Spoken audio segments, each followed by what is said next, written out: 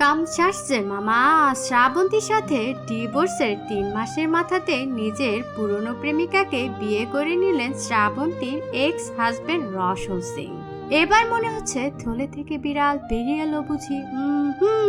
দীর্ঘদিন ধরে শ্রাবন্তীর এক্স হাজবেন্ডের সাথে আনুষ্ঠানিক বিবাহ বিচ্ছেদ ঘটছিল না শ্রাবন্তী। অবশেষে সেই কার্যক্রমের সমাপ্তি হতে না হতেই গত 31শে জুলাই অনামিকা মৈত্র নামক বাঙালি কন্যাকে বিয়ে করে নিলেন রোশন সিং। রোশন সিং এর বর্তমান স্ত্রীও মিডিয়া জগতের মানুষ। ইতিমধ্যে মিডিয়া সায়েন্স থেকে এমএসসি এবং সিম্বোসিস থেকে এমবিএ করেছে এই নারী।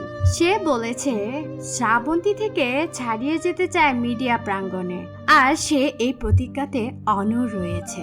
দীর্ঘদিন প্রেম করে তারপর নাকি বিয়ে করেছেন রোশন এবং অনামিকা। শ্রাবন্তীর সাথে আইনগত বিচ্ছেদ না হওয়ায় এতদিন ধরে তারা বিয়েটা করতে পারছিল না।